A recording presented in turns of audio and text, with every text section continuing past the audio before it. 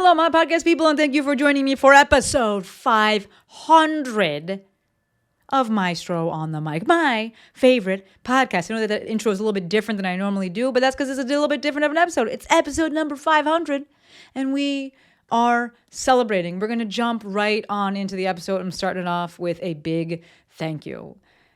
Y'all listen, you tune in, you share, you comment, you leave reviews, you leave ratings, you DM me, you text me. Not as much as I thought people would, but you do text sometimes. And I'm just so grateful. The first episode of this podcast dropped on Thursday, March 29th of 2018. It was titled Nespresso Makers and the Spice of Life. Unfortunately, you cannot listen to that episode on Apple Podcasts, but I am going to splice it into this episode. And we'll link it in the show notes as well, because you can listen through my website.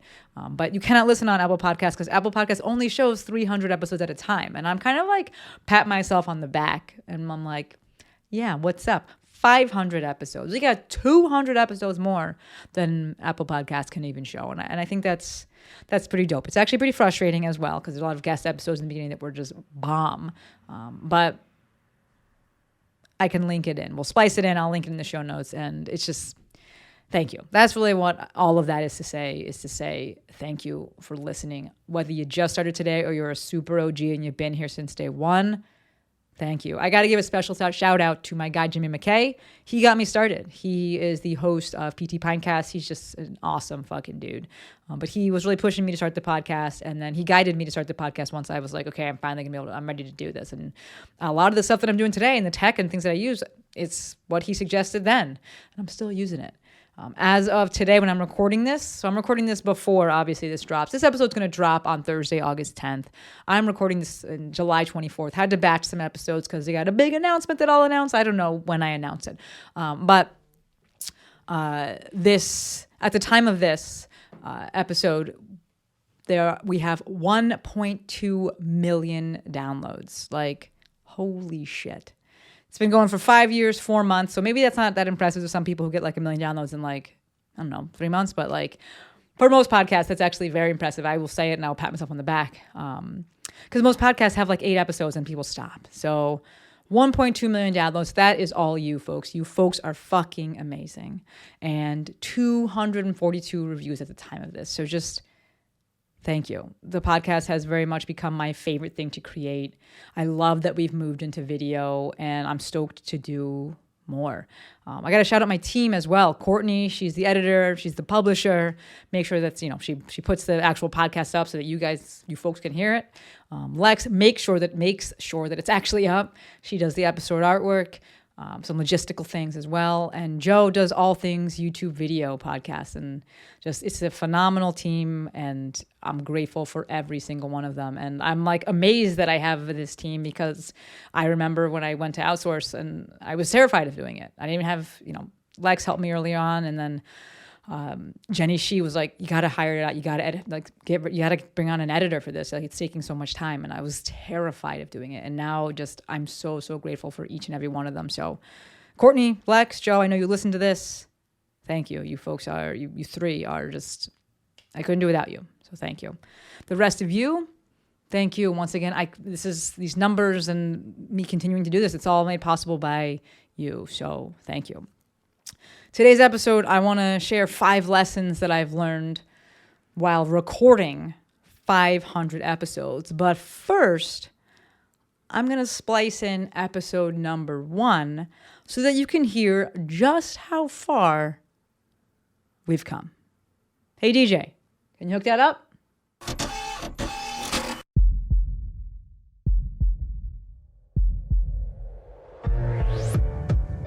This is Maestro On The Mic, a podcast designed to help you change your mindset and your life. It is time for something new. Join host Dr. Shante Cofield, also known as the Movement Maestro, on a journey to see the bigger picture. Open your eyes. Find your passion.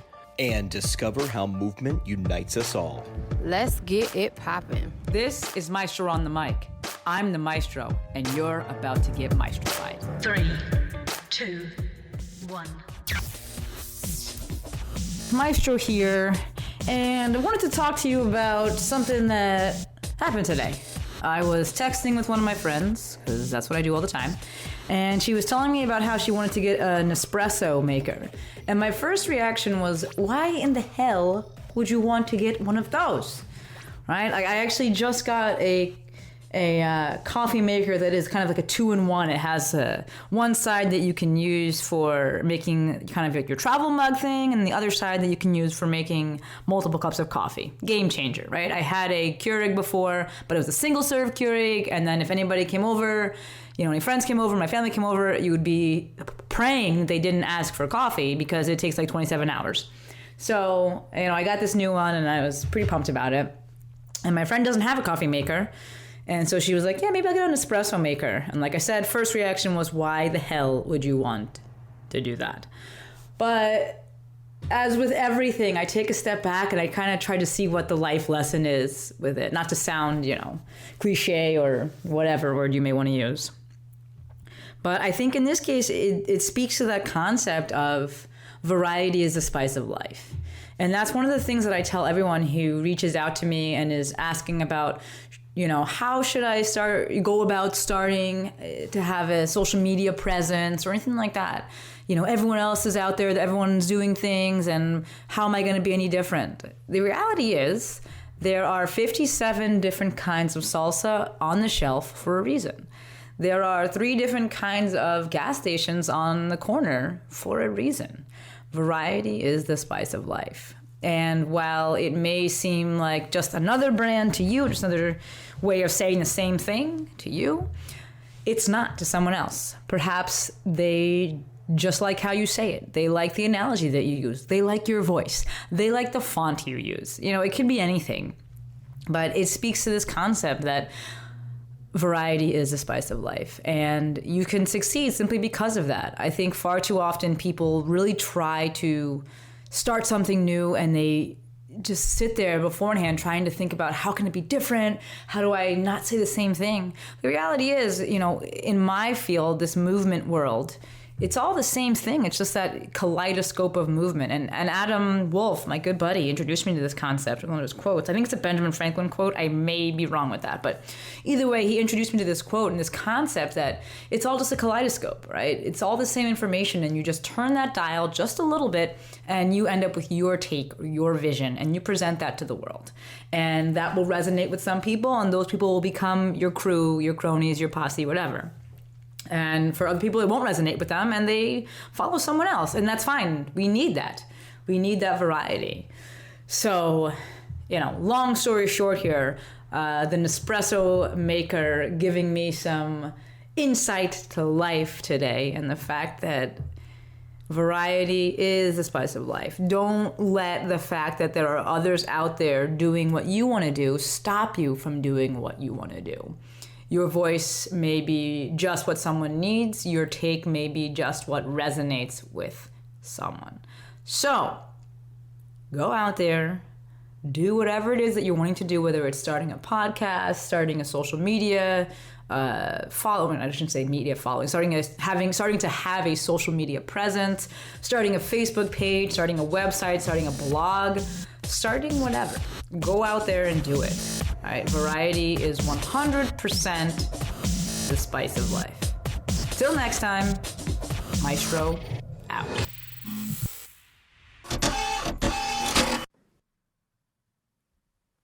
Dude, we've upgraded just a little bit. Although I will say, I'm still incredibly proud of that first episode. That phrase that's out there, like, if you're not embarrassed about your first work, your early work, you waited too long, fuck that.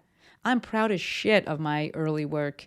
I gave it all that I had, and is it better now in different regards? Yes. That first episode was a little bit echoey. Music was a little bit loud. I don't care. It got out. It got done. The message was still good. The message still resonates and lands today. So I'm super proud of that. But y'all can hear the difference, right? I had a Blue Yeti mic. Not that that was necessarily a worse mic, but it was like on the desk, and I moved my hands a lot. You can see I was banging the desk, and you could hear that. I've upgraded. I got a Shure mic now. We're doing this on video. Just things have changed. I have soundproofing and sound treatment in this room. And yes, things have come along, but Still, I'm proud as shit of that first episode. So let's hop on into the 5 lessons that I have learned, 5 things that I've learned from recording 500 episodes. Number 1, longevity reigns supreme. Do not start a podcast until you can keep one going. Everyone starts a podcast. Very, very few people keep one going. My process, like I said earlier, has not really needed to change that much over these past 5 years. And I think it's largely attributable to the fact that I waited to start this podcast until I had the capacity to keep one going and to really lean in. I did the research with Jimmy. I had a call with him. I'm so grateful for him. And I did exactly what he said. And I set it up right. I built it into my schedule such that it became a habit. It became a part of the business. It became part of my identity. Right? I'm a podcaster. I went to conferences and things like that. And that allowed me to keep going. I heard a great quote the other day from my guy, David. Well begun is half done. And I love that. Right? Do not start a podcast until you know you can keep one going. Number 2, learn how to do it yourself and then outsource. Earlier in the episode, I thanked my team. I'm going to thank them again. Lex, Courtney, Joe, y'all are the real MVPs. You really are. But I did wait to outsource things. I waited 150 episodes to truly outsource the editing and the producing of it. I brought on Lex at episode 8 to help with the graphics and teasers, but I was still doing the podcast hands-on, editing the things and making sure that it got up and things like that. And there's a ton of value in that.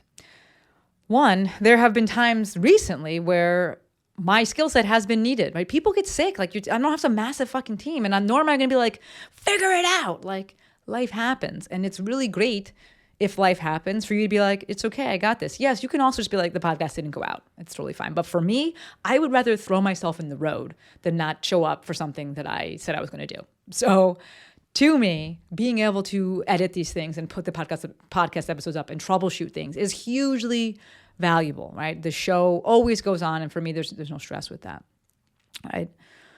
Second thing, when you do it yourself, and I said this before, you really start to value how long it takes, how much is involved, and you're way more willing to pay someone because you're like, yeah, this shit is actually like really tough, or maybe you hate it, or it's a long time, and you're like, yeah, I will pay someone to do it.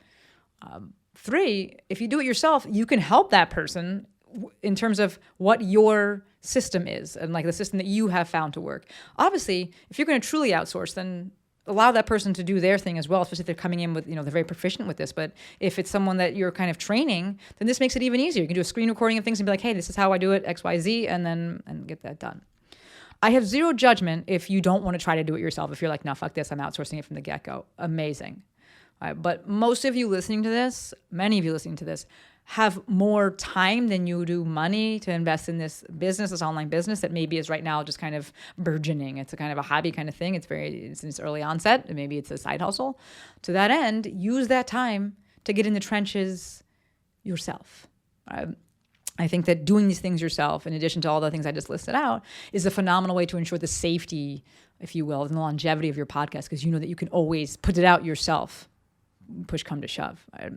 Lastly, it's 2023, and a lot of the things that exist now didn't exist when I first started. Not to say that I would have gone in a different direction, but lean into AI. I did a past episode and spoke about Buzzsprout as a podcast host and using their AI. I think it's called like AI co-producer or something like that.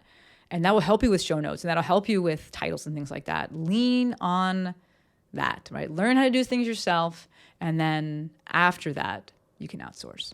Lesson number 3. Don't do one if you can do 2. This may be a little bit counterintuitive, or a little bit counter to what I oftentimes say, which is, it's not counter to what I say in terms of sustainability, but in this case, yes, I am encouraging you to do more, right? There is something to be said about being prolific. Quantity can absolutely beget quality. And also, quantity, as long as it's not super shitty, can increase the speed with which you achieve proficiency with something. I started out from the get-go doing 2 episodes a week. It was 1 guest episode, 1 solo episode, which was a lot. But I also had a big network at the time, and I have a large capacity for content creation. If you're thinking about this and you're like, yeah, I think I could do 2 episodes, I would suggest starting off with 2 solo episodes a week as opposed to a solo and a guest. Guest episodes are just tough to set up. They're longer to edit and things like that. Definitely do solo episodes, and we'll get into that for step number 5, or lesson number 5. But in terms of creating the capacity, making sure that this is sustainable, I would say lean more on the solo episodes, right?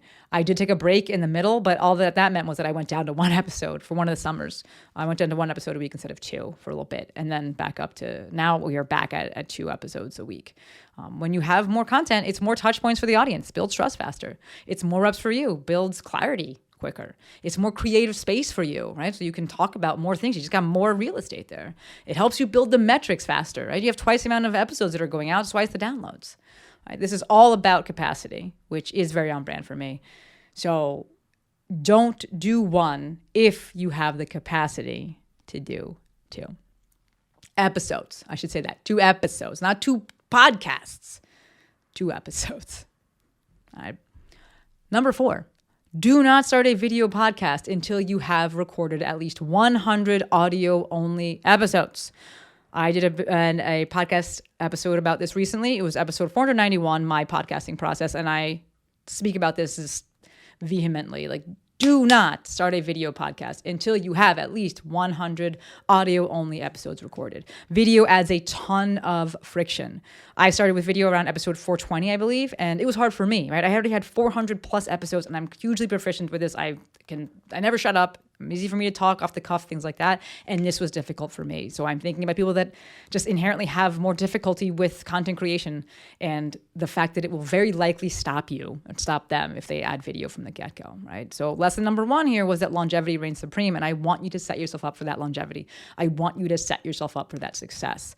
Video podcasts are super cool. It's a great way to repurpose content or create short form content from that long form content. But actually having a podcast that you keep going is cooler. So do not start a video podcast until you have recorded at least 100 audio only episodes, right? And we will link episode 491, which goes into my video podcast process. And you can hear about what my week looks like. And you can watch it too if you want. We'll put it as a YouTube video as well. Lastly, lesson number 5. Having a podcast is one of the best hacks, quote unquote, for growing your online business. I did a whole episode about why you should start a podcast. We can link that. Thank you, Courtney. But it is a phenomenal tool and a phenomenal asset for your business. It helps you connect with your people. When I say connect, yes, podcasting is unidirectional, but it allows for this passive consumption of long form content from your people. They can hear you. They can feel you. You get to share life updates, right? And it's more than just... and it provides a way to share more content in general, along with sharing your personality. Networking, this cannot be denied. You bring people on and you get to talk to them. Ideally, if you're a good host and you do a good job with the episode, maybe they bring you on to theirs, which is dope. Maybe they actually share the episode because you did such a good job of seeing them and capturing them. And they're like, yo, I want to put this in front of my audience, right? So that's a phenomenal for networking and for growth. It's a creative outlet and it gives you a lot of space, right? Because the episodes can be short. That my first episode was 5 minutes long. I've had solo episodes that are an hour long. You get to choose how long you want it to be. And this is especially great if you like speaking, right? It is a lot of real estate. Especially you like speaking, maybe you don't like writing as much. And there's just more room for nuanced messaging and really explaining yourself. And just having people truly actually hear you and can hear what you're saying in your voice. You're very easy to misinterpret things via written word and via text. But you say something and people can hear you, and it allows for more clarity as well. It allows you to refine your message, right? Because it gives you that space to really talk things out and hear yourself, right? Outline things and really go over the same things over and over again and get in detail with it and be like, actually, this is what I'm trying to say. You can use it to monetize. You can get paid traffic on it. You can get ads on it. I haven't done it yet. A bunch of you wrote in or texted me, DM'd, and I'm super grateful about that. I still haven't decided what I'm going to do about ads. But either way, you can monetize the podcast that way. You can use it to advertise other people's businesses, right? Which is largely what I do now when I bring the owner on, just to hype them up and promote them. Sometimes I get... we'll get product in exchange, not necessarily just in exchange. Usually I pitch for the product first, and then I'm like, hey, I would love to bring you on so people can hear you and hear about the business and things like that. But that also allows you to just further that relationship, because now you're having a conversation with this person for 45 minutes, an hour, and promoting their stuff. And they'd be like, damn, this person's like cool. This person cares. Lastly, podcast can serve as advertising for your own products, your own offices, your own products, your own offers, your own services, right? You don't have to put paid ads in there or get paid from them. You can actually put your own ads if you want, or you can just talk about your own products and services and, promote those things on this kind of platform. Speaking of, I got 2 things for you. Number 1, if you folks are listening and you want help starting your own podcast, I have a free ebook. I've pitched it in a bunch of episodes, namely the episodes that are in relation to podcasting things.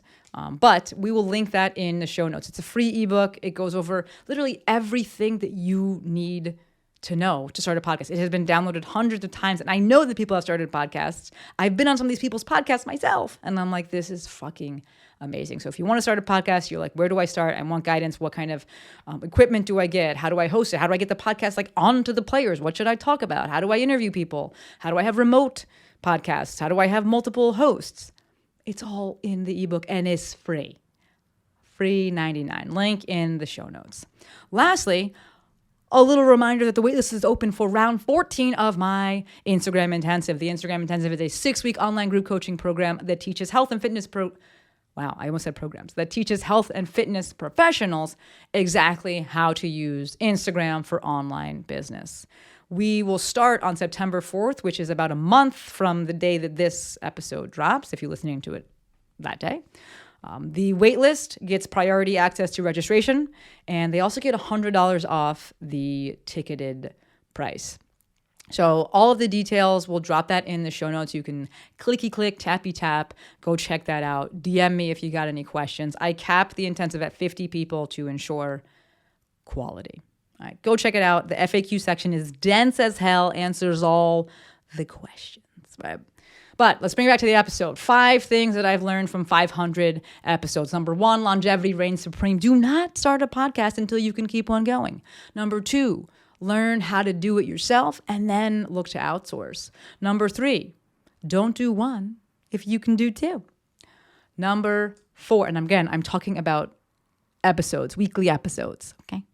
Number 4, do not start a video podcast until you have recorded at least 100 audio-only episodes. Number 5, having a podcast is one of the best quote-unquote hacks for growing your online business.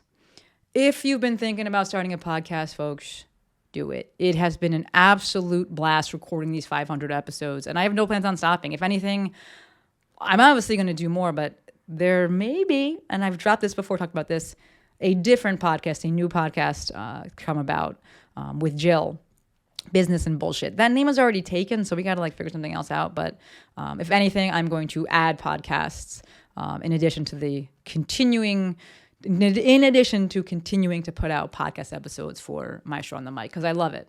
I love all of you, and I am so freaking grateful for every single one of you. I'm not doing a giveaway or a contest or anything like that, namely because the audience, you folks, you're international, which is just mind-blowing to me, but also makes it incredibly difficult to do giveaways because I can't send things around the world, and it just makes it really hard. So if I can think of something fun, or if you folks think of something fun that you're like, hey, but you could do a giveaway of this thing that you could deliver remotely, shoot me a DM at The Movement Maestro. Shoot me a text, 310-737-2345. That's also my WhatsApp number.